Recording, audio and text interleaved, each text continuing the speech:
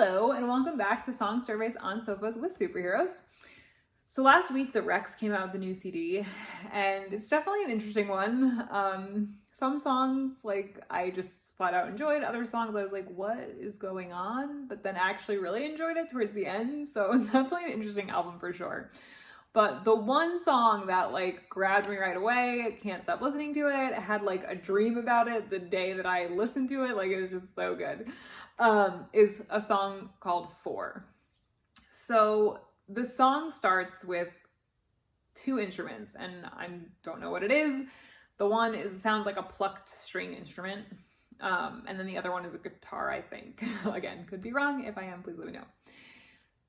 But what I love is it's light and quick, and it's just fantastic. I absolutely love that opening part. Grabbed me right away, and they carry it throughout the song. It's just so good.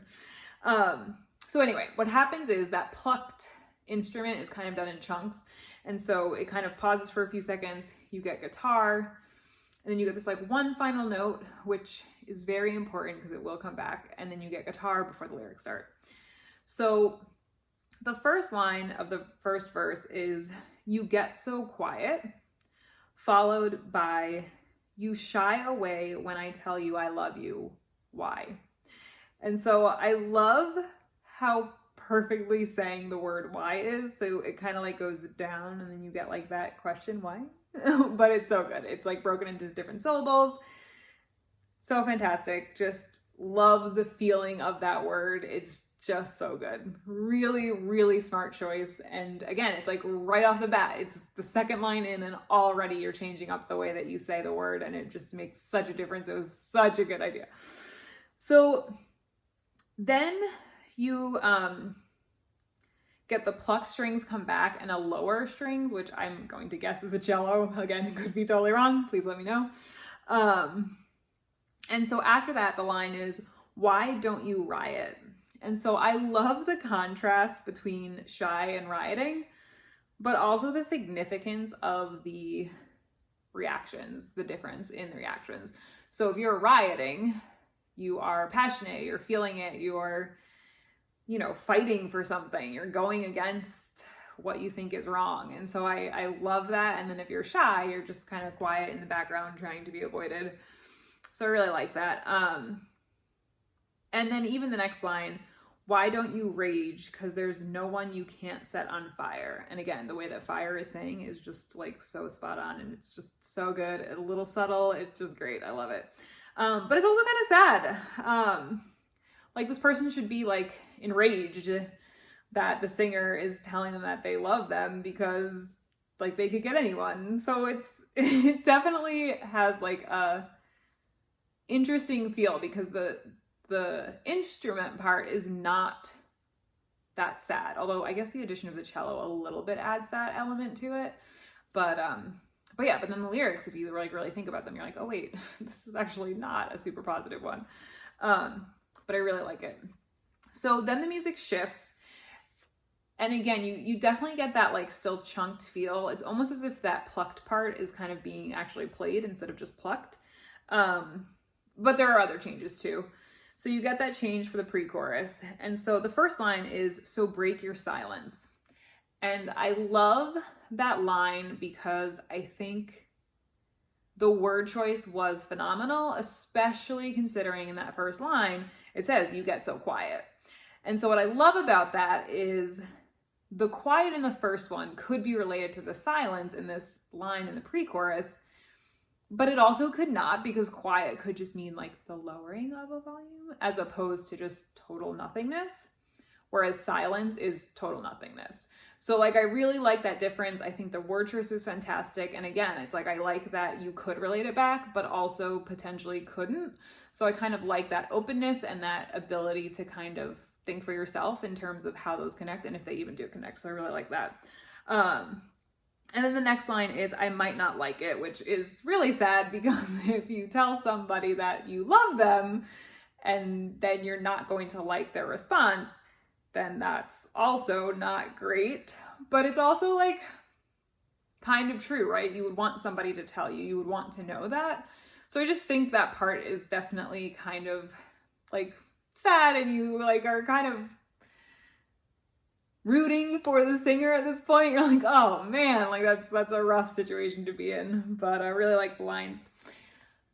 So I actually was using azlyrics.com to look at the lyrics of this song. And so it's interesting because according to them, there are 3 lines missing from the pre-chorus on top of another chorus and what I would assume would be the bridge that are not played and not sang in the song that was released. So always curious as to why that happened. If you know, please let me know. And of course, I love this song. Like, it's a nearly perfect song. And so, of course, if it was longer, I would love it even more. But then, like, maybe I wouldn't, right? Like, so clearly there was a reason behind not including those parts of that song or this song. So I'm, like, interested to know. So again, if you know, I would love to know. I think that's super interesting. And I always like to kind of understand where those decisions came from. So anyway, then there's a shift. And the first line of the chorus has, like, the music crescendoing. And then you get this, like, thump of percussion followed by another shift. And so, or by this shift, right? So you get this like crescendo in the first line that kind of continued from the pre-chorus. You get this thump of percussion and then the music shift, which has less instruments for like a couple lines, but then it does build again throughout the chorus. So the first line is either these walls can shake, followed by, or my heart can break into 4. And so I love the consistency with 4. So he's talking about 4 pieces that it would break into. There are 4 walls, usually in a room, right? And then there are 4 chambers in the heart. So it's a lot of consistency there, and I really like that. And then after you get those 2 lines, you get like just such an amazing piece of life, which is the 4 pieces that would break into, which I absolutely love. I love that it's like a separate part of the chorus. I love that you get the explanation. I think it was such a smart idea. Like, so great, so good. So 1 piece wrapped to go, which I just love that image in my head. I think the idea of that and just like the concept of it is so interesting and great. Sorry. Yeah, so I like love that. I think it's awesome. And in my head, I see like butcher paper, like wrapped to go, like as if you went to like a butcher and was like, hey, can I have like a piece of that? Great, awesome. So I really like that image. I think that's a great concept. It's just so interesting to me. Love that first piece. The second piece is One for Me Alone. Again, also love this. The idea that he's like still going to have to suffer this feeling of like loneliness and brokenheartedness and just, you know, the absence of the other 3 pieces.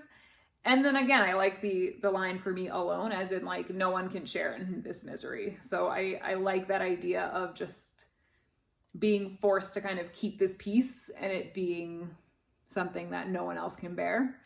So I like that. I think that was a good second piece. And then the last 2 pieces and 2 in case. And then boom, you get this like giant music shift. It drops. It's so good. You get a repeat of just the words in case. And then the strings from the beginning come back. That like plucked sound is so good. And the words in the next line get sang as if it were matching that exact like pluck of each string. And it is just like genius, mind-blowingly good. It's just so fantastic. So the line is you come home. So in case you come home, right? But the words are just you come home. So you and come are like 3 syllables each, which is so fantastic. Again, it just goes with that like plucking sound. Oh, it's just so good. And then home is part word repetition like 3 times, and it's just so good. I love part word repetition when it matches. Oh, it's so perfectly done. Like, can't even express to you how much I love it. So yeah, so after that's repeated 3 times, remember that subtle note from the beginning? Well, you guessed it, it comes back here. And as that note is being played, the word home is said on top of that note. And it's just so great because if you miss it in the beginning, it comes back and you like have to be paying attention. And it's so subtle and it's so great. I love it. It's such a good detail and it just makes the song so, so good. It just like it makes me want to listen over and over again just to make sure I'm not missing anything else that is just fantastic. So great. Love it, love it, love it. So anyway, the music shifts. Yeah, sorry. So the music shifts and you get a more full version of the second, so you get a more full version of the second half of the first verse, music-wise. And the words, so the lyrics are, the words we don't say, the F yous and love yous, we never quite seem to escape. And so I really like that they point out that people don't say the negative, maybe just as much as they don't say the positive. So that's definitely an interesting point. And I think that that's an important point because, you know, you're trying to consider someone else's feelings. You don't want to start a fight. You know, you're not a confrontational person. And I almost feel like sometimes those negative things, those, you know, bringing about how you feel about something that was done that you didn't agree with or that you don't like or something like that is important. And it's almost maybe just as important, if not more important, than saying I love you when you should be saying I love you. So definitely an interesting concept there. And so I like the inclusion of that. And I think that was a good idea. And yeah, I also like that the two sentiments like are not strong enough to escape, right? So it's as if they are trapped inside and they don't, either they're not cunning enough or they're not like brutally strong enough. So I think that that's an interesting concept as well, to think like, well, so what would be able to escape? What are the things that people allow to kind of slip out?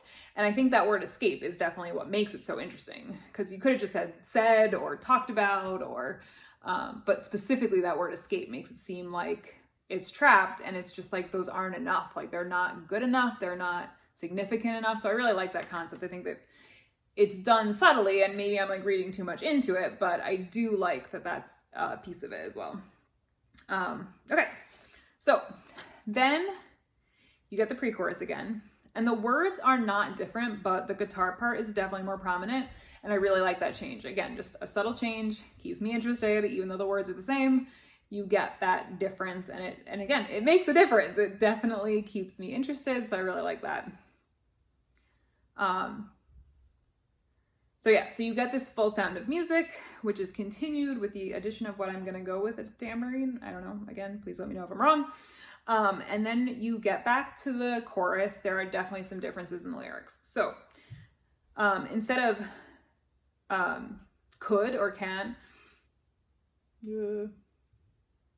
sorry. Yeah, either these walls can. So instead of that like option, you get so maybe these walls should shake. And the word walls is just saying with such emotion. It's so good. It's just so good. I love the way this chorus is saying. It's perfect. Again, it's like these subtle differences that make such a big impact. It's so good. And then maybe my heart should break again instead of or my heart can break. So maybe my heart should break. So again, the word heart, not as much feeling as walls, but you definitely get a hit of it, and it's subtle and it's great, and it's just you can hear it, and it adds such emotion to these lines. It's so good. So then in the fourth and fifth line, the words wrapped in the fourth and the line for in the fifth, again, have that like more emotional singing to it. So I really like that subtle change, but a really important one. Yeah. So then for the last part, I love it. So then for the last part, the you come home part, you get a quicker you come, and then home is the word that's still broken down and part word repeated. So yeah, so I like that. Definitely good. Still follows the notes. Love the difference. Again, it's small. The lyrics don't really change that much, but you still just get this different feeling, and that is just so wonderful. And yeah, so then after that part, like very quietly in the background, you get you should come home. And again, that matches that like plucked note sound. So yeah, so again, with the home is part word repeated, just like in the chorus. And yeah, you guessed it, that last little note right at the end of that chorus, that ends the song, and it is fantastic. Really love this song. Definitely check it out. Check out the new album as well, because it's, again, definitely interesting. Kept my attention the whole time. Whether it was for like an, ooh, I like this song, or for what is going on? And then, oh, I actually like this song. Still definitely worth at least one listen, if not 2 or 3. But yeah, so let me know what you think. Like, comment, subscribe, and I'll see you guys next time. Bye.